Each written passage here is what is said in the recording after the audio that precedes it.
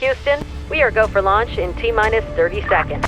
Every day I become a better operator, whatever it is, and it happens. Why? Because I don't take time off. We are green on all engines, sir. I only knew one way, and I knew the right way. Initiating launch countdown. 10, 9, 8, 7, 6, 5, 4, 3, 2, 1. Booster ignition. The Service Rocket Podcast has good liftoff. Welcome to the Service Rocket Podcast, hosted by Victor, the Rocket Man Rancour. Please enjoy the ride.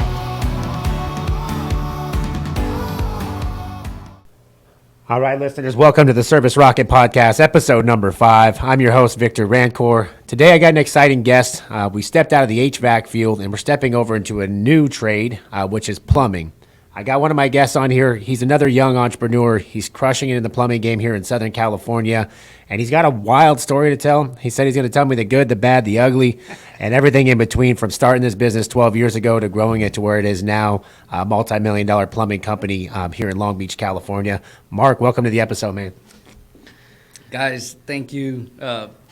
Victor, big fan of watching you grow over the last 4 years. Scared the shit out of me seeing you come out of nowhere and literally expand and just conquer in a very close neighboring market. I've been around 12 years, and to see what you have been doing and contributing to the industry, right? Not just Orange County, but watching everything that you've done. I'm blown away. I'm very impressed and proud to see, how you can transform an industry literally within a very short amount of time. Yeah, man, it's been exciting. Obviously, I still remember, because when I first started my business, Yelp was big for me, right? Yelp was big for my business, and I did call you guys one time to fix a plumbing thing. You guys couldn't show up on time, so it was the day before Super Bowl. I had an issue, and that was the day I decided to become a plumber and started having a plumbing division. It's because I called like 12 plumbers, and nobody wanted to come out. And the guy that finally came out, I still remember it. It was Coast Plumbing or something like that. The guy comes out, and he comes out to my house, gets in there, shows up late, looks sloppy, white trucks. They only have like the little lettering on the trucks. Shows up, and he comes to my house, and he looks at it, and he's like, hey, this is what's going on. And I was like, okay, cool. Can you get me a price? So he goes out to his truck, to get me a price. And he comes back in, and he's got a napkin. Okay, on the napkin, he wrote on the napkin what needs to be done and how much he would charge for it. And then he says, okay, but, this is expensive. Let me, this is all you need to do. Go to Home Depot and get this, and this, and you can do it yourself. And I'm like, dude, I don't want to do this. I didn't call you to fix my shit myself. Mm-hmm. And this is some bullshit, right? So I told him, like, no, I need you to fix it. So finally he ends up fixing it. And at that day, I'm like, dude, I got to start a plumbing company. But that's a whole other story. But I still remember when I first started out, Yelp was like, hey, that's how I got my leads, how I got my customers. Who's the big dog on Yelp? And I'd go through, and Prodigy was up top, and you guys still crush it. 5-star. You guys over 1,000 reviews, right? We're pushing close to like 1,400. 1,400 reviews at a 5-star on Yelp, which if you guys know anything about Yelp, you got to get about 3,000 to be able to get 1,400. You know what I mean? Because they have the on recommended. Yep. This guy's plumbing company's crushing it. And as you know, if you want to be priced right and be able to stay in business, it's really difficult to get the good reviews. So you want to talk about how much effort and time you've put into that, because it's impressive. Thank you. I try to do 5-star service, and even then they don't call it fucking Yelp for no reason. Yeah. God. Well, I'll kind of take it back to the beginning. 12 years ago, I didn't know squat about business. I'm a plumber. I know how to be very nice to people. And I was kind of forced into starting my own business during the last recession. Unemployed, had a baby on the way, or the wife did, and it's like, oh shit, what am I gonna do? I'm living in Southgate. If you guys know where that's at, it's kind of what are you saying? He lived in the hood. Yeah, I'm from the hood. He's a ghetto kid, huh? Yeah, ghetto white boy. If you've seen Miklo, I grew up with the name Miklo, so it's it's real stuff. But yeah, just saying I don't know any shit about marketing. I know nothing about structuring, building process, scaling, nothing, right? So it was more like make cheap, I have $50 to my name, make cheap business cards and start throwing them at every single human being that I ever had a pulse. And you keep that hustle, and you got nothing to fall back on. you know, it's like, shit, I got to change my life. I got to change my family's future, you know, and get them out of the hood and get them out of, you know, living on food, you know, people's blow-up mattresses. You know, literally I was homeless one day to the next with a baby. At this point, the baby's born. And so let's circle back. How old are you now, Mark? 37. 37 years old. So 12 years ago, you were 25 years old. Yeah. And how old was your baby at that time? By the time she was born in 2011, so yeah. I started in 10, you know, building, you know, along the way. So in that time, you know, kind of similar to me, right? Like when my daughter was born, I was living in a party house. Me and my wife we had a room in a house, right? Yeah. And everybody else around us was partying and doing wild shit. Yeah. So similar, right? But it sounds like, you know, at that point you were just kind of hopping, you know, couch to couch. How did you, you know, even before that, how did you end up there, right? Like you're 25 years old, living in California, good looking dude, you know, seemed like you're on the up and up. How did you end up, what's the real story behind that? Let's circle back before that, you know, and then obviously let's figure out where you even picked up plumbing. Like you don't just start, you know, playing with shit every day, you know? Growing up, having no guidance, no, you know, family really structured, dynamic. It was more, you know, had a stepdad that hated you. I was a punk rock kid growing up in the hood, and, you know, we're degenerate party animals, you know, everybody's drinking. I stayed out of the drugs. But, you know, it was more like the dangerous lifestyle. You know, in the punk rock world, it's just a lot of violence, a lot of, you know, crazy shit. And, you know, I was like, I'm going to be playing bands my whole life. And my dad gave me one bit of advice. My dad gave me 3 big things in life. The other 2 I don't remember, but the one was be a plumber. If music doesn't work out, get into something you're going to fall back on. And that could take care of you very well, you know. And I was like, fuck it, whatever. I went to the trade school and I asked these 2 main questions to the counselor. I said, who makes the most money out of all these guys? And this was a nation statistic, you know, over a decade ago, 15 years ago. And he goes, plumbers are averaging the highest annual income. And I'm like, cool, next to HVAC, and it'll go up and down, right? And I go, who's the most recession-proof or economic, like, you know, Great Depression type crap? Yeah, because you're coming out of the recession. Yeah, and he goes, plumbers. And I'm like, sign me up. Like, I don't know what, I knew Mario and Luigi were plumbers. Yeah. That was all the only extent of a plumber I knew. And, you know, so I went to trade school and I finished and I started just working as a plumber. I fell out of music for, you know, after I got busy in plumbing, and just stuck with it, you know, and that was... Hey guys, I hope you guys are enjoying the Service Rocket podcast. This is your host, Victor Rancour. Exciting news, we had some tickets open up for the Service Rocket Growth Summit. It's October 20th through 22nd at Resort World Las Vegas. You're going to want to be there. We have some of the best owners, operators, trainers, and motivators in the country all in one place coming together to help you guys grow your business, grow your sales, and hopefully grow in life. So if you haven't got a chance yet, go to servicerocketnetwork.com. Go ahead and get signed up today. Cannot wait to see you guys in Vegas. How hard was it? Obviously, you know, I've been there too, you know, party life, doing wild shit. And, you know, some stuff I could talk about on this podcast. The other stuff you don't have to ask me in person, you know what I mean? But, you know, some things that we did back in the day, and it's hard, man. It's hard going from being someone like that's around a lot of guys that have no ambition and no goals. What sparked you to actually have a little bit of ambition? Because I have some of my friends, man, you know, it's 10 years later, these guys are still doing the same shit, or they might be addicted to drugs or whatever it is. And it's pretty sad to see. But you were able to step away from that. What was that transition like? How was that conversation internally with yourself, you know? Yeah, the lifestyle was very violent and it was very dangerous, so I left it for so many years. I stuck in plumbing, and then that's when I started the family, right? When I had that baby on the way and coming out of that kind of environment or the lifestyle, I was like, dude, I can't repeat my life history, you know, generational poverty and the chaos and addictions and all that shit. And I'm like, I gotta get something together, you know. I didn't want to be the statistic, so you know, having that baby is what changed my whole course of my future, where we're at today. And you know, that's what's like, dude, start a business, start hustling, you know, just create the life that you always dreamt of for that kid. Give them that opportunity that I didn't have and my wife didn't grow up with and all that stuff.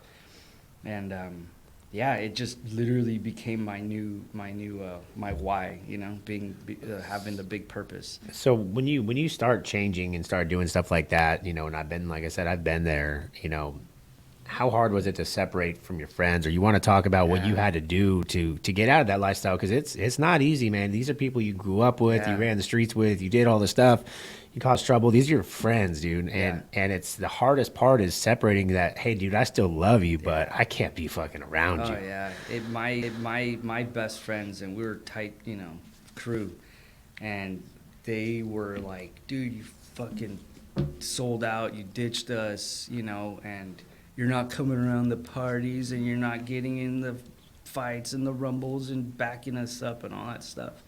I'm like, I'm tired of getting shot at. I'm tired of getting fucking escaping my life every other weekend, with all this stuff. And when you leave that group, it's the same mindset of leaving gangs, whatever. Yeah. It's hard for them to understand it, and they're mad at you. But I'm like, dude, I will never stop loving you because you'll always be my best friend, my blood, But when people start dying, people start getting strung out on the streets and they're still homeless or going to prison and all that stuff, and a decade later, I'm only talking to a handful of these guys, and they're like, dude, I understand why you left or why you changed. And it was hard because you don't want to miss that exciting party life. It's a whole different life, man. And going in, clocking in and clocking out, I guess. Even if you're a business owner, you're still going in and out every day. You go home at night and you have the choice, right? You can still, and I've been there and it causes a bad family dynamic too. Cause like even in the beginning, I was still fighting back, going back to the old lifestyle. Still like my friends, I'll go hang out with my one friend and then all of a sudden we fucking party all night and I feel like shit. And then my wife's kicking me in the face, It's like, hey, get up, asshole. You got to go change some diapers this morning. And it beats you up, right? But it's so hard to separate because your friends are always like, well, you're going to be back anyways. Like, fuck that job. You don't need that. Like, why are you working so hard? Yeah. You're not going to make anything of yourselves. And I got the same thing from my friends. And, I think the biggest thing for me is like I changed my circle a lot. Like it sucks. Like it's hard. Even because a lot of my family grew up in Baldwin Park. Baldwin Park, we were the only white family in the hood. Okay. Yeah. And I remember my house getting shot at, drive-bys. My uncles were drug dealers. And that's what I grew up around my whole life. Like my mom was the oldest of 8. And I was like pretty much the youngest of 8 because I was the oldest grandkid or the oldest nephew. Yeah. So I ran with all my uncles and I got to watch what they have. Just the other day, it's crazy because I still have to deal with these guys. I love my uncles to death, love them from a distance for the most part, hang out with them here and there, but I can't hang out because they're always asking me for something. Yeah. The other day I'm having getting ready to have my little nephew's birthday party. We're cleaning up my shop. We're going to have the birthday party here. All of a sudden this truck pulls up. I'm like, dude, why is this guy pulling into my driveway? Who is this guy? Tattooed up and pulls in, beat up truck, towing a trailer, pulls up and he gets out and he starts walking towards me. I'm like, who the fuck is this, dude? And sure enough, it was one of my uncle's friends that grew up with us in the hood. He was like, we called him Uncle Jack, and he's walking up and, he's 10 years later, he's been in and out of prison. He's, selling drugs, just tattooed up. And now he's out here and he's like, asking me for shit. And I'm like, fuck, dude. It was almost like a Dare commercial. You ever seen a Dare commercial? Like that is a motherfucking reason not to be on drugs. You know what I mean? Yeah. So, but it's hard to separate because it's still like, I still love the guy. Like I still know Jack from when I was a kid, but it's like, dude, like you got to get the fuck out of here. This isn't the lifestyle I live anymore. And I think that's got to be a difficult position. So you're 25. You just got out of trade school. How long did you work for another company? I went from just some old company in Glendale. I don't think they're around anymore. There's like Pick Red and USA Services. That was the first company out of trade school I went to. And when I was in trade school, everybody's like, go anywhere except Mike Diamond, right? Yeah. And I'm like, cool. Worst bad reputation and all that stuff.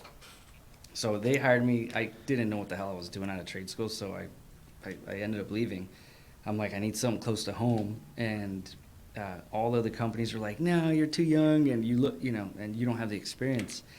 So I called Diamond because I'm like, I need a job, and they were the one company that hired me. And I was like, shit, but I gotta go work, So I made it work. I got my experience in sales and the trade and understanding, the service side of the business. It was a great experience. Taught me a lot of things that I still incorporate today with my business. And I think that's a obviously we can talk about, everyone bashes it because those guys charge too much, right? Sure. Or they're ripping people off. Yeah. And it's like, you got to at least got to see what can be charged and what the possibility is. Because like the same thing with me, I went to Service Champions and I still remember I didn't know shit about HVAC. I didn't know anything. I got in the field. All I knew was what Service Champions taught me. Sure. Go do the tune-up and go with the smile on your face and do all these things. And I didn't realize how hated Service Champions was in the trades because obviously they call everybody rip-offs. And I remember I was pulling in this neighborhood one time. These guys are doing installs. And I just parked across the street. And this guy's like, hey, you fucking rip-off. Why don't you get the fuck out of here? You're robbing people. I'm like, I'm just trying to do my tune-up, bro. I don't know what the fuck you're talking about. And I didn't realize at that point that we were the most expensive on the market, and people were giving us shit. So I get it. So Mike Diamond, if you guys don't know who Mike Diamond is, he's the biggest plumber here in Southern California. All the radio ads and all that stuff, and he makes the money, right? He's the big time guy here. Used to be, was it George Brazil back then? Brazil, yeah, he bought out Brazil many years ago. He bought out old George Brazil, and then now Mike Diamond became one of the biggest plumbers, and are they still pretty big? They're still around. I think they're kind of shrinking quite a bit, but they're still hanging on. Well, I think a lot of guys they don't get the opportunity to work inside of an organization that's a sales organization, and I think like a lot of tradesmen and people that are like, oh, you guys are sales, you're just worried about sales. Yes, that's what drives a business. Like your business, you're supposed to be. I always tell my people, I'm a sales and marketing company that happens to do HVAC. Right. And if you don't have the sales and marketing down, you're never going to have a business to be able to be around long enough to enjoy. So, absolutely. For guys that are bashing people for charging a certain price, you have to charge a certain price. Like for me, I offer my employees so many benefits, so many things that work here. I give them high pay. They can buy, like I have employees buying houses, buying cars, and buying all this stuff. Most companies don't allow that because they don't have enough sales. They don't have enough money coming in to be able to support a lifestyle like that. So I think that's probably a big part of your story. Yeah. But secondly, so you're 25 years old. You said you're living on air mattresses? Yeah, man. I had a fallout with the family where I was living at home. I brought my wife. She's from Wisconsin, right? Oh, nice. And so she's new to California. She's like, what the fuck is this? Dude, so she goes and she's living in Hermosa Beach, right on the Strand. Literally, the front door was like the parking lot to the strip, the Sharkies and all the fun bars. And I'm like, holy crap. She gets pregnant. I'm like, I lose my job. And then I'm like, dude, the recession, I'm like, nobody's hiring. I have to start my own business.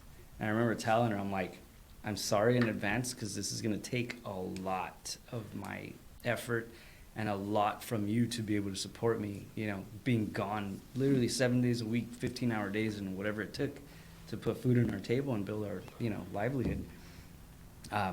It was a challenge. But yeah, so I told her, I said, hey, we're going to move to my mom's house in Southgate. She's like, okay, where's that? Oh, shit. And talk about it like a culture shock. She's like, I don't know where I'm at, but okay, cool. She's like, I'm running. She's pregnant. I'm running down the river. I'm like, dude, I don't have no rivers out here. Where the fuck are you?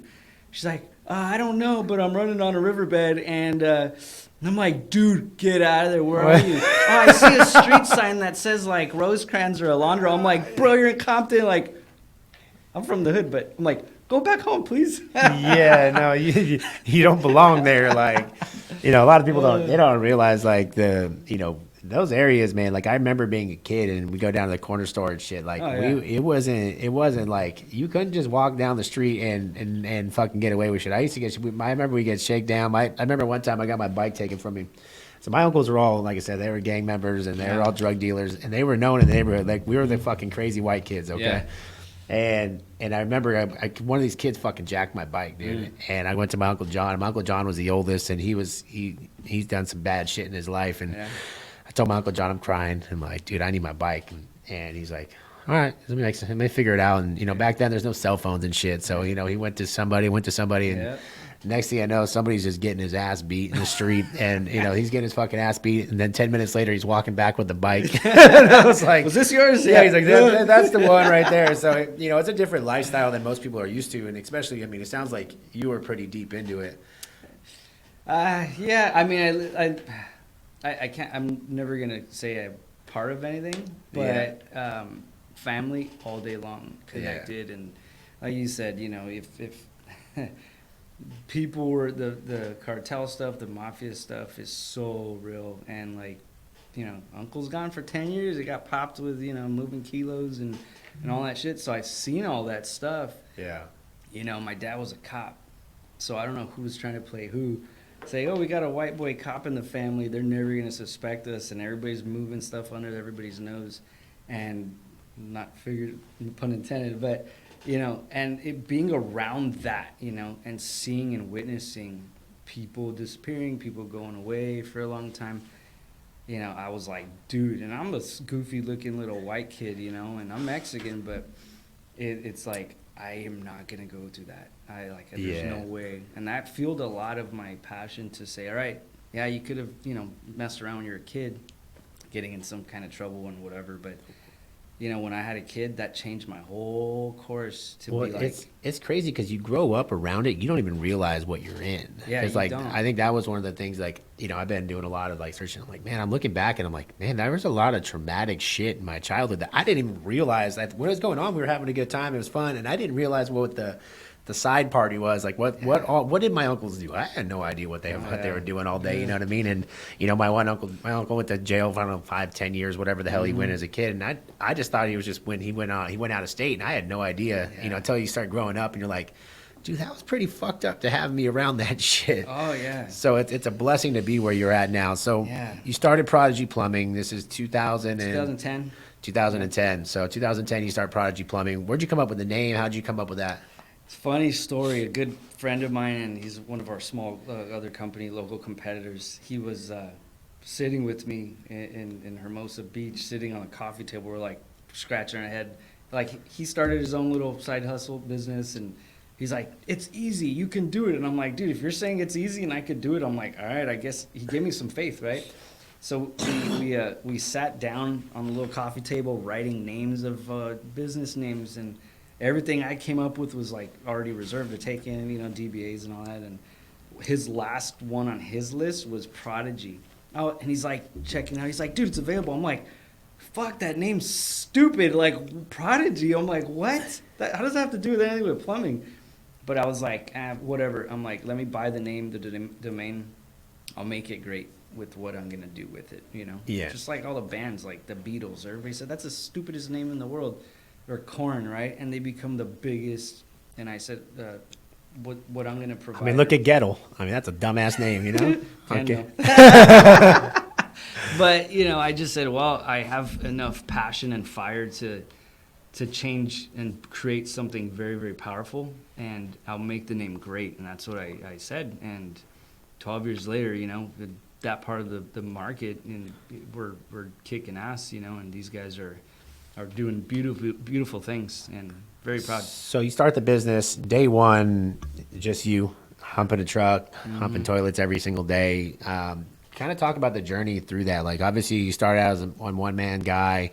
When was the point that you knew that it was time to start bringing people on or things along those lines? So I didn't, like I said, I didn't know nothing about business. All I saw was like what my friend did, property management. And I'm like, dude, all I need is one accountant. They'll start throwing a million calls at me and whatever. So I started knocking on all these management companies. I got one. They started keeping me busy. Then I got two. Then I built it up to 5. And I was running 7 days a week. My average length was 3 months. 90 days straight, 7 days a week. I'm talking Saturday and Sunday. And then I'll take a weekend off after I emotionally, mentally burn out and crash and go drink a bunch of beer and and then go grind another 90 plus days. Once I realized that that wasn't making me any money, because they're like, kid, can you go pop drains for $40? Or can you do 2 for 40? And I'm like, no, but yeah, because I had to feed my family, so I did whatever it took. And I did that for like a couple years, and in the beginning. And after I said, I can't do this anymore, I'm not even profitable. I'm losing money. I'm not charging right. They're overworking me. I'm dying. I'm never seeing my kid. My first 6 months of my daughter's life, I didn't see her. I was gone. Right? Yeah, that's rough. I was gone. I would feed her at 2 a.m. and just watch her start growing. And that's like real emotional, like pain. You're like, oh my God, dude, and I'm gone all the time. And I'm doing this for you, It's a bittersweet. Even though it hurts, you're like, but I'm building an empire for you. And this is what I know how to do. So I did that a couple years. I fired everybody after I was burned out, and I'm like, I can't keep doing this. I fired all my clients, the management companies. I sat on my mom's couch for 4 months with the baby, you know, or little. It's probably the baby best, now. probably one of the best 4 months you ever had, man. If you look back, I bet you wouldn't trade that 4 months for any money, though. No, and I sat like, oh my God, everything I thought I knew, I built and I worked for it, I let it all go. And now what am I going to do to start over? You know, my wife thought I was going to work. I was like, dude, I'm just like trying to figure out, reinvent myself. And at my mom's house, you know, and just sitting there, I'm watching the kid. Was that a little depression at that point, or what? Let's talk a through bit that of a little bit. a bit of like anxiety, a lot of like depression, like holy crap, how am I gonna build a future for my kids, or my daughter and my wife, and she's working out back to work, and I didn't know what the hell I'm gonna do. So like the anxiety behind that and the guilt that came behind that, like shit, I just let go of my only source of income, and then you know. But I was patient, and the way it paid off was, you know, one of my friends goes, hey, are you on Yelp? And I'm like, yeah, I have a page I created. I never did anything with it. He goes, I'm hearing a lot of great things from this. You should try looking into it and building your page. So I called my 10 COD customers. I think I got like 4 or 5 reviews on there. And then I remember my phone started to ring like one day that week. Then I rinsed and repeated this process. I told that customer, please write a review. I'll give you a discount. And every single buddy, I was very consistent and persistent with it. And, you know, next week, 2 phone calls a week. Then it turned into 5. Then it turned into, 2 a day. Then literally it was going, my phone was going off like nonstop.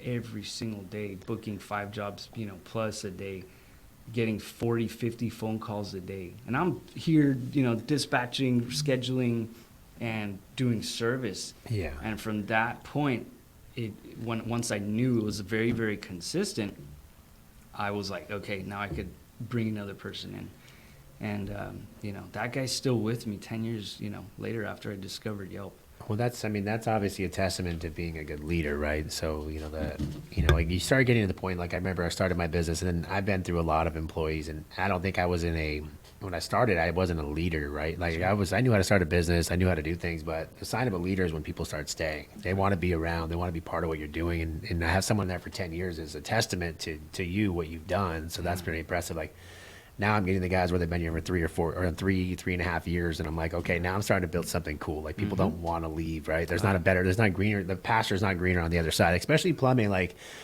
I think that's a hard trade, because I think it's like once you learn plumbing, like you feel like you could just go do it yourself, right? Everyone thinks like, go make all this money, I can go do it myself.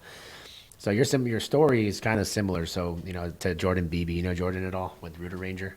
I've heard of him. Yeah, I've heard. So he went through the same thing. He worked for Ken Goodrich, and he worked for all these people in Arizona. And I guess like when he left, went through like a depression, just sat there, and his wife was just smacking him around every day. That's why she's the one that got him back. I mean, they sold that thing for like 40-something million after 3 or 4 years, which is nuts, right? That's insane. But yeah, he went through the same thing. He just sat there and kind of thinking what he's gonna do, and he finally just, you know, jumped up and did it. So you talk about Yelp, and I know a lot of people on here that their heads are probably turning or probably puking right now thinking about the word Yelp. You know what I mean? Just because it's different markets, and you know the funny thing is a lot of people are like, oh, it doesn't work in my market, and so I said, okay, that's cool. Well, you know, I'm in 14 different markets now with the companies, and we use it in all of them, and it works. It's just no one else is doing it in your market, so like. You got to be kind of first to market with it, because now obviously everybody in California is on Yelp. Oh, yeah. But when you started, it wasn't a bunch of people. No, I was lucky. There was probably, you know, a couple dozen like guys in the market. 2 reviews, 3 reviews. Yeah, 10 reviews, 15, and I'm like, dude, I could totally, at the pace, I see how trends happen very quickly. So I'm like, I could start pumping this and surpass them within a few months, and I just kicked ass doing it. Well, that's the same thing. So I talk to a lot of my coaching clients, and I'm just like, dude, just start now, because guess what? At some point, it's going to pick up. There's too much money behind it. Yelp ranks pretty high on Google as well. Yeah. So there's a lot of power behind it. So if you're in a market where it's like, oh, there's nobody else on it, perfect. That's fucking the gold rush. You're just sitting there waiting for the money, because they're going to start putting you in front of a bunch of people. And I got some fantastic people I use for Yelp. the same thing with me. When I started my business, that's how I grew my business. When I started, I put up my Yelp page. I had no contractor's license, barely just got my business license, no insurance, nothing. I was able to put a fucking ad up on Yelp and get calls. I remember I got my first one over. It's in Los Alamitos. It's right down the street. Yeah. Broken air conditioner. Went out there, sold it for like 10 grand, and it was like I was like a week into business, 2 weeks into business, and I'm like, oh shit. And I did the same thing you did. I looked at my competitors, and I'm like, the biggest AC guys near me had like 80 reviews. Yeah. And I'm like, okay, well, I'm just going to keep feeding that beast. And then obviously we went up to like almost 600 before we went down to 4.5, which I'm still pissed. It's hard to get that shit back once it goes down. But, but we still feed it. But we've switched heavily into Google. Like that's where we're about to pass 1,000 5-stars on Google. And that's what we've been really hammering because Google obviously is king. But Yelp, if you're starting out a business, it's the best way to get in front of customers, right? The idea is in the beginning, you got to get, if you would have known about Yelp when you're fucking around with property managers, you could have been building this client base because over time, those clients now they need repipes and drains and all these other things that could have been happening over time. So if you guys are in property management, just get the fuck out, man. Just get out of it. It's a trap, It's a trap. Yeah. And it's same thing with new construction and all this stuff. And everybody thinks, oh, I'm making money right now, but when this next economy, this economy shifts again, like it's inevitably going to happen. You're going to be there stuck and holding the bag, and then you're going to have no contracts. You're going to have no customers to call.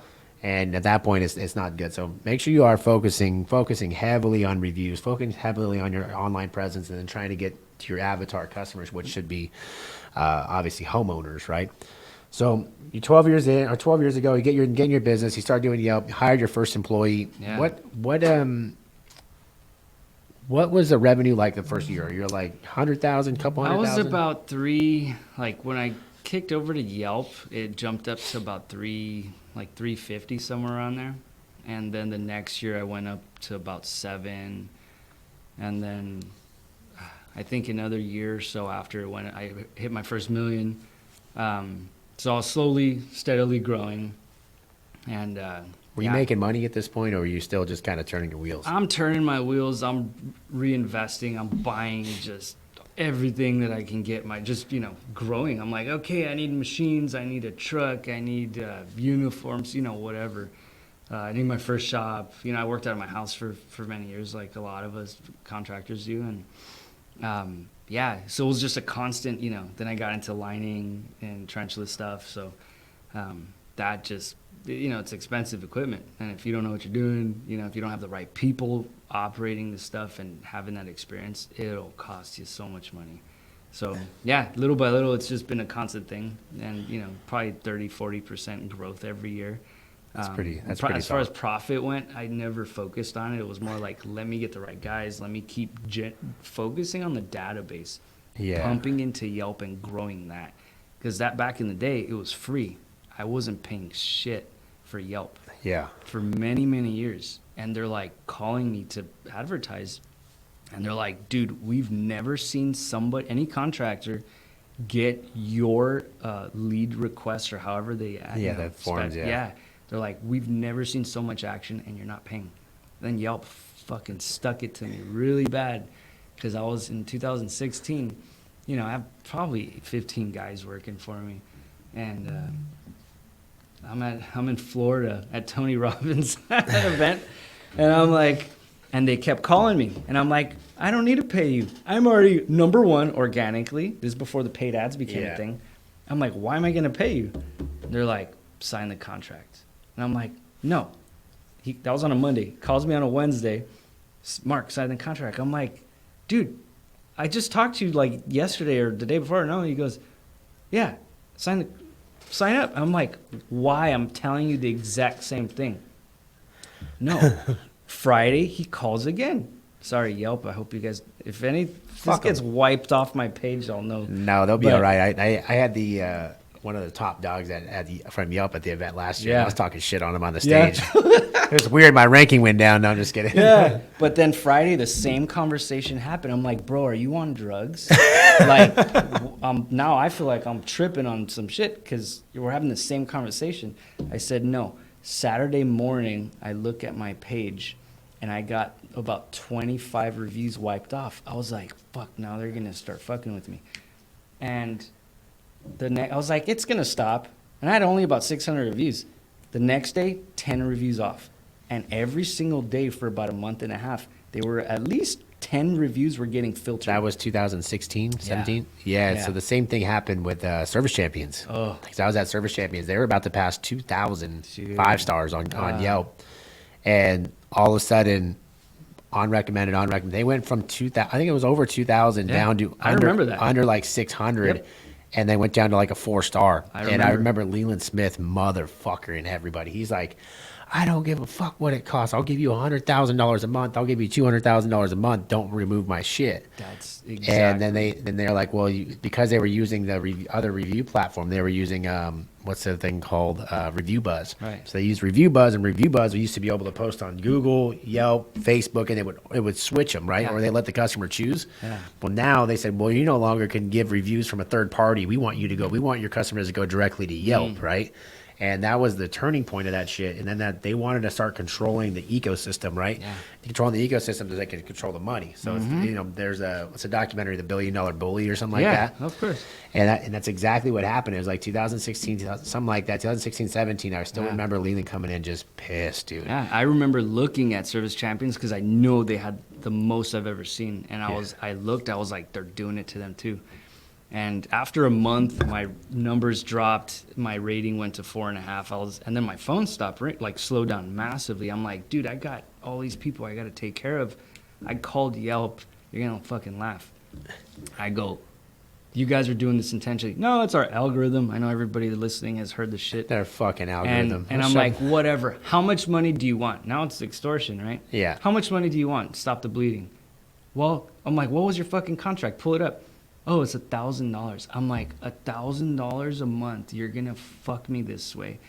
And I said, I'll give you 3. Stop fucking taking my shit off, right? And the next day it stopped. And then little by little, I had some of those filtered ones they start going back, right? And I was like, you bastards, man. You've hurt a lot of people here and whatever. But, it is what it is. I mean, I understand it's business. And it's pay for play, right? And that's how... obviously that's how Google is. That's how anything is. Like, no matter what you say, it's pay for play, right? And Yelp, they built this monster, which is, it was genius, right? Yeah. They fucking sucked you in, and they said, okay, well now you get a little taste. It's like give them a little taste of what it's gonna be like, and then all of a sudden, oh wait, here you go, taste is gone. What are you gonna do? You're gonna come sucking that tit right back, right? You're gonna go running right back to it, and you'll pay. They'll pay, and I pay handsomely. I mean, I'm spending I don't know how many thousands of dollars a month on Yelp now. You know what I mean? And it is part of doing business. It's if you guys are trying to grow your business and you guys aren't spending money, and you're wondering why the calls ain't coming in, well, there you go, magic. You got to start spending some cash. Yeah. So you built this great business. You've gone through, growing up in, a rough neighborhood. I know it's rough. I've been there. I've seen it. It's a rough neighborhood. You've gone through probably some traumatic shit, man. Like, you've seen some shit that a lot of people will never get to see in their life, and maybe only see it in a movie, right? Oh, yeah. Yeah, a lot of being carried away in police officers' arms, and, just seeing people laid out on the floor, bloodbaths everywhere, and just shit that you don't know what's real and what's not real, because I got into, a lot of brain that's what I want to get into, because I mean, obviously you've gone a lot of personal growth, right? I kind of want to touch base on the stuff that you work on now, and the stuff that me and you had talked a little bit about. So let's kind of jump into that and kind of where Mark is now. Going back into the journey, 12 or early 20s, 23, I got into personal development when I was at my rock bottom. I think if you're spiritual or religious or esoteric, however you view the world, when you're ready, things will kind of start appearing at the right time. And got into the personal development journey. That kind of prepped me for the mindset for business, to be ready to go, hustle. Along the way, I've realized, I'm like, dude, there's still a lot of baggage that I never got help for, that I still potentially could deal with. Most of us have these triggers that bring in old experiences, and then we respond to them in our daily life. And, whether if you're seeing like a psychotherapist or a shrink of sorts, there's that way to deal with things. But I went down this rabbit hole of doing personal stuff for myself, but like through hypnosis or hypnotherapy and like NLP, work, and And So for the listeners that don't know what that is, you want to kind of elaborate on what you're talking about? Like NLP is neuro-linguistic programming. So it's a lot of heavy like mind work. Your unconscious stores every single bit of everything you've ever seen in your life, right? So, and it's really weird. And your mind will sort every experience that you process and put it, in the back part of your brain. So understanding this and how your behaviors and you respond to a trigger or something, I see this one thing and boom, these memories and emotions kind of pour back into your present state. There's a way to work on these things, to break the association with the experience and the emotion, right? Or the memory and the emotions. So when I heard about this stuff and I said, okay, let me look into it, I'm like, holy shit, this is very deep and very, very powerful with how you can actually grow past certain things that you struggle with, and everybody's like, what the hell are you doing, Mark? And I'm like, I'm digging in on this stuff and, going through the trainings and all that. But it's created this, to be able to talk to people and know where they're struggling with certain things and then be able to kind of work them through with certain exercises. And I call it, if you guys know what guided meditations are, and then you're doing power of suggestions and for certain things to empower people and in a hypnosis state or a trance state. And you're literally just doing powerful suggestions to their unconscious in a I'm just literally relaxed, but I'm hearing everything. And that's where change is able to start taking effect. Like a lot of big athletes, Conor McGregor is very well known for him doing this type of work. Yeah. Power of visualization, and then seeing these guys go out with a mission, So I didn't know it, but I've been doing a lot of this stuff for many, many years with my team, doing hey, let's do meditation and a visual vision casting exercise where you guys can literally see the future that you guys really want and work, to get there and literally just start seeing the pep in their step, their energy, their attitude changes.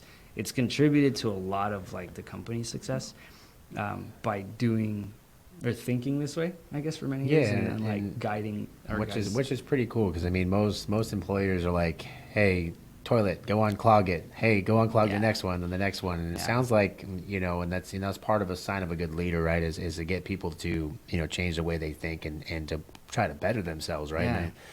And that's when you become what they call a level 5 leader, right? So it's a level 5 leader where it's, it's not about you. You're trying to get these guys what they want and get their goals. And it's pretty impressive that, you can get people to buy into it because most of the time they're like, dude, go kick rocks, dude. I'm a fucking plumber, bro. Yep. How did that conversation come out to employees to where they're like, hey, I want to be part of it? Was it because they were seeing what was going on with your life and how your life was getting better? How do you think that related? There's a real special thing when you talk about culture and how people will follow the leader, right? Yeah. And because I wasn't born with the silver spoon in my mouth, and I can associate very closely with a lot of our guys. Plumbers were the second chance at life. I could make real money and not have, I came out of prison or I got clean or whatever. I come from that, right? And to see the success that we've had, I inspire people by saying, you can do this too. You can change your family dynamic. I've been in those same hoods. I've been through the same stuff you've walked through, and I've been able to change. And when you can give somebody a hint of light and faith in, for themselves and see further into the future, they're like, dude, I want to walk in that direction. And, that's all we do that's different, because I do care. I'm one of those guys that wears my heart on my sleeve. Our guys were always hugging each other and, just genuinely caring about each other. Obviously it's something that I get within my business, and people are like, well, how do you get people to buy in, right? Mm-hmm. Well, first they got to know what's in it for them, right? If employees don't know, if it's all about you, then it's never going to work. So you got to figure out what's in it for your employees. And you got to sell them on the vision, man. Like, it sounds like your guys are all sold on the vision and what they're there for, what their purpose is. And if you can get your guys to align on that, and everybody within your organization understands what your goals are, what their goals are, what needs to be done, and you're all rowing in the right direction, is when you'll magic that light switch turns on for your business, and it's night and day difference. So that's huge. I mean, it's huge to do that, and then you don't get that very often, especially in a day and age now where it's just numbers, man. I feel like a lot of companies, they can't figure out whether they're just looking at numbers on a fucking paper. And you got to realize you're dealing with humans. This isn't especially in plumbing. They ain't gonna make a plumbing robot, dude. It ain't gonna happen. You know what I mean? So like, you're gonna always be dealing with people. So you got to learn how to be a people person, how to deal with them, how to deal with their emotions. You know, I have certain guys that it's like I know their triggers. I had a guy, he comes and sells from great sales guy, right? But I know every year around August, September, he gets burnt out. He just, like, yesterday, I'm talking to him, you all right? He's like, yeah, just, and every year it's the same thing. I'm like, dude, go take a month off, because he makes a bunch of money in the summer. And he's like, I think that's the best thing to do. You just got to start knowing your people and know when to push the buttons and pull back and everything like that. And so that's, that obviously has led to a lot of your success. Let's talk about what else. I mean, I know that me and you had this conversation, and how long has it been since you got sober? Oh, yeah. I'm approaching 3 years in November. Nice. Yeah. So, it's been a crazy thing, man.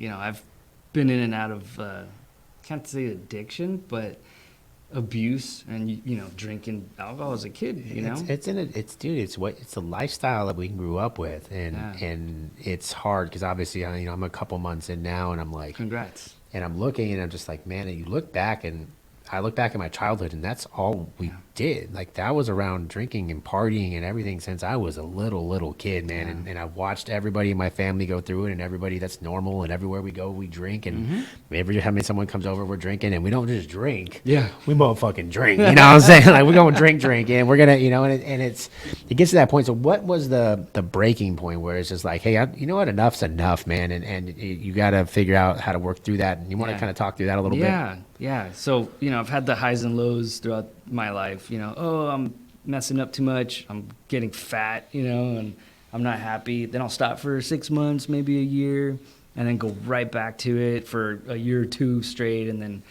the last straw, I think, that broke the camel's back was, I think I pissed the wife off enough.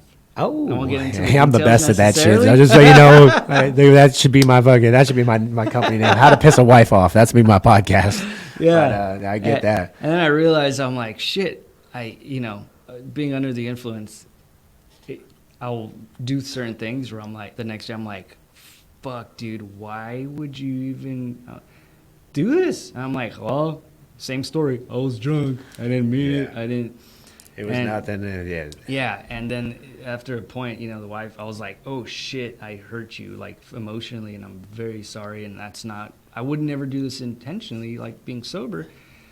So, there's a way to, you can factor in grace during those types of situations where if you could forgive, then let me show you that that's not who I am.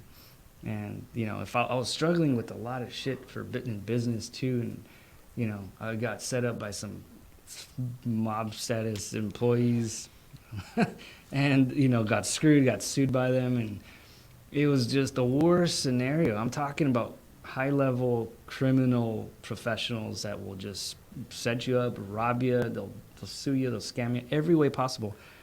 After I found out they're scams, I let them go. And then, all that came with it. But the pain, the stress, lawyers, they're saying this, they're doing this. And I'm like, oh, my God, I'm innocent, but I'm getting nailed to the cross. So, being the good guy, you're like, what do I do? How do I deal with my problems? You drink a bunch of beer and try to forget it. Yeah. And along the journey, that time, it was very painful and rough. And, I pissed off the wife, and I'm like, dude, okay, I need to get my shit together. I need to get stronger. I'm going to put this away and show you that, this is not who I am.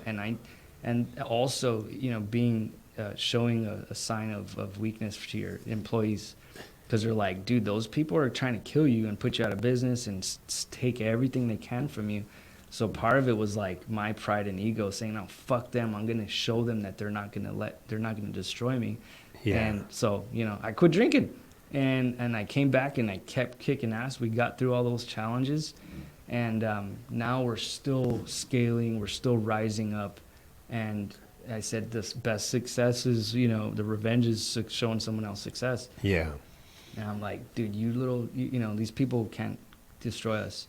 And here we are. It's been almost 3 years, and we've turned our company around. We've continued to grow, just in every way. Rebranded, we have a beautiful new look, and our employees are hitting their personal goals and buying houses. And, I see their success, and I'm like, okay, Mark, that was a tough decision you had to make to let those things go and change and become stronger to be the leader for your team and your family. And I think, for me, obviously, it's been a short period of time, but it's been leading up, right? Like, going through it, I'm just like, man, I just keep falling back, and it makes you feel almost like a pussy. Like, man, like, I can't just fucking stick to something. But I think it got to the point where I just hate it now. Like, the thought of me not being able to be who I want to be, and it's been, just in a couple months, it's changed my whole business. Because my employees are seeing it. I got employees that were drinking every night. Now they don't drink. They're working out. I got one of my top sales guys. He's dropped almost 30 pounds in like a month because, I leaned on him and I said, hey, look, let's do this together. Let's start, let's start getting our head, getting our shit right. Let's try to become the best version of ourselves. And it's powerful what watching the leader change their life and change how they do business will change how your employees follow. It's created a higher level of respect. It's created a higher level of just experience in the business because I'm myself, right? Like, if I'll go and I'll be normal and I'll have a drink, then I'm done for 3 days. I'm like retarded. Like trying to call me, like don't even call me. I'm just out. Leave me alone. And so it's been good for me. It's been good for my business. So it's cool to see, and obviously it's fun to be able to talk to other people that have been through the same shit, man. Like it sounds like you've been through a little bit more. You've definitely been through a little bit more than me. It sounds like you've been through some really gangster shit, but it's part of it, man. It's part of being from California. It's part of being in the LA area, and it's just it's just lifestyle. Like we live with it, and some people don't understand it, but. We've gone through our whole lives like that, and I still go back. Every once in a while, I'll go back to the hood, and I'm just like, fuck. Every time, I'm like, how the fuck did we live here, dude? Like, I drive by my grandparents' old house where we all kind of grew up, and I'm just like, dude, 8 kids were raised in that fucking house, and like this is like run down tweakers everywhere. Just like it's or I don't like to call them tweakers, but addicted individuals. So now we're 12 years later. We're success. What do you envision the future of you, man? Like, what do you like? What's your passion?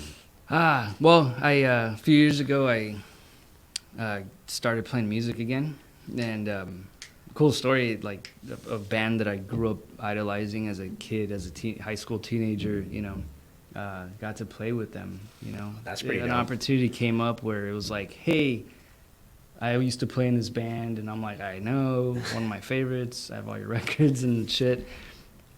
And, he told me, the bass player goes, dude, I can't go on tour in Europe with them. Can you go fill in for me? And I'm like, fuck yeah, dude. Wait, you got to go on tour? Yeah.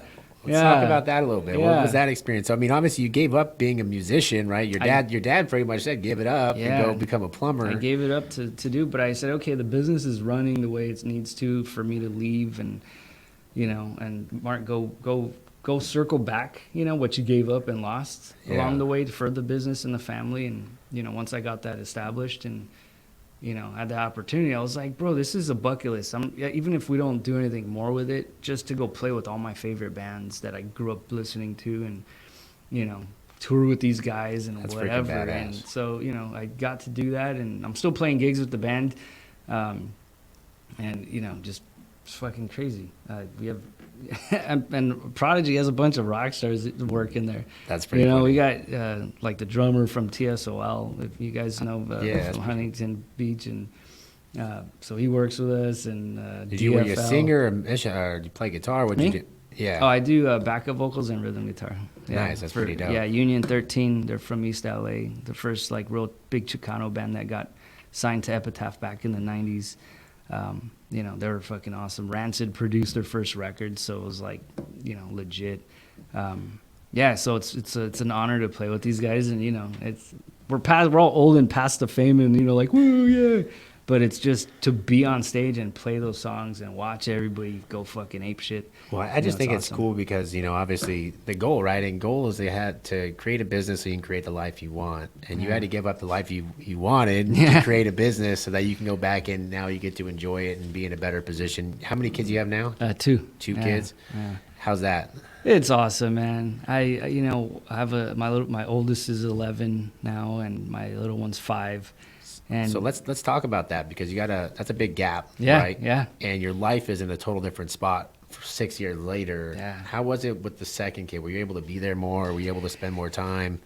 Let's talk about that a little bit. when my second daughter was born, I was literally at the hospital, and I remember, the wife's in the hospital for 4 or 5 days or something. And I remember hustling still, just running out to go pull permits or do something and then come back and all that stuff. So, the commitment and the sacrifice is like Still straight the up. same, yeah. But now I made it my kind of a priority to really factor in the next season, right? The next decade. Okay, now we're financially stable. Now the company's doing great. Now, Mark, the vision can you made to the culture and the vision. Go be a dad to them. Like, go raise them. Go. Yesterday, I took my little one to soccer practice. Just started first or 5-year-old. I'm like, dude, this is amazing. You're so Dude, cute. it's so much fun, huh? Yeah. I think that's one of the things. Like, I don't miss the kids' practice. Like, I think that was a turning point too. Because when I first started my business, you know how it is, dude. It's freaking, leaving the house at 6 a.m, coming home. Like, I would come home at 11, 12 o'clock at night because we're doing installs. Yeah. Like, when I first started, I had to first I had to figure out how to make the phone ring. When the phone rang, I had to answer the phone. Then I had to go run the damn call. Then when I got there and I had to replace it, I had to come back and install that shit. Yeah. And, we were trying to get shit installed while doing installs, running other service calls and going back and forth. And I know that grind, man. And I think I knew day one I didn't want to do that. I was like, no. I went from being a sales guy to clean fingers. And, now my hands are dirty. I'm doing all this shit, and I'm like, dude, I don't want to do this. I knew day one. I'm like, I got to hire people to do this shit for me. Oh yeah. Which is expensive, right? It's not easy to hire, and it's not easy to hire high-end talent because they want to get paid high. Yeah. They want great benefits. They want all this shit, and it's like that shit costs money. Oh yeah. But that was one of the things that I made a focus on maybe about 2 years ago. But I'm going to be home at 5. Like, I'm trying to be home at 5. I mean, there's some days where I'm not. Yeah. Some days it's 5:30, but I try to be home by 5 o'clock every day and have dinner with my kids. Good. And now, like, I've been leaving a little bit earlier because I do some of the training stuff in the morning, but I've been trying to, like, be able to be there. Like, my kids need to go to school, making sure, like, yesterday I had to take off to pick up my kids somewhere. I'm like, I just want to be available because there's no point to work your life away, right? If you don't get to enjoy the important things. And I know for me, I got 3 little ones, and those are important to me. That's my priority as well. Absolutely. So it sounds like you're getting to that point now where you can enjoy it. Yeah, not taking a foot off the pedal to the metal kind of thing, but it's more like, all right, reprioritize, because before you know it, those kids are grown, right? Yeah. And I got a kid, she's almost 12, going in the preteen shit, and I'm like, going on oh 21. God, dude, I don't want to miss any more of the time. Yeah. Because you don't get that back. You can make millions of dollars, you can lose millions of dollars. Your health and your family is the only thing that's relevant for the reason why you're grinding, right? But you can't, and I've always put them on the back burner to build the company. Now I'm like, dude, no, because I don't know if God takes, if we get to live a long life together, hopefully, if God lets us, but cherish it while it's there. And honor them, and now I'm like, all right, prioritize business, honor, give them that passion and the guidance, and still be there, do the same for your home. If you could find that balance, it's very hard as an owner entrepreneur. You're grinding and you're like, dude, everything back burner. But, I said, okay, well, money's going to come and go. I need to be them to love me, because I love them, and for a long time, not when it's convenient kind of thing. So, Mark, it sounds like your journey, has been great. You've gone through some peaks and valleys like any other entrepreneur. I mean, obviously there's good, the bad, the ugly, and, coming from the position you came from, and you can say nothing more than you are a success, an American success story. Thank so, you. Congrats on everything that you've built with your business. I always like to ask, if I bring on other entrepreneurs, if there's someone out there that's thinking about starting a business, what would you say to them? What would be the first couple things that you would do if you can start over as an entrepreneur? God, there's so many lessons that I've learned. Fucking millions of dollars in man. lessons. Yeah, like you're gonna write a book, I'm gonna write a bunch too. Understand like why you're doing it, because my position, I was forced into it to hustle and whatever and generate money, but some people have an opportunity. If I were to find a great company, if I wanted to make if your end goal is a lot of money, do you have the discipline and all this stuff of the entrepreneur to be able to go build it? Because if you don't, you're going to fail. Yeah. And understand, if your goal is to make a financial amount of money and you want whatever it is, say, what's the best vehicle to get me there, right? Do I want to build a generational legacy like Absolute Airflow? And that could take care of us for many, generations to come. Cool, that's one way. Do I just want to make a butt ton of money, go home, enjoy my family, not bring home the shit that comes with being an owner and all that stuff? Identify what it is, because if you can be like honest with yourself and put the ego aside, you don't want the fucking fame and glory, because there's a lot that comes with that. A lot. I've seen you, so I could only imagine. But if you could be honest with yourself and understand those two different things, fucking go grind, and honor if you work for a company, give it your all, give it 110%. Because when you do, you have both feet in, you don't got, looking over the fence over here.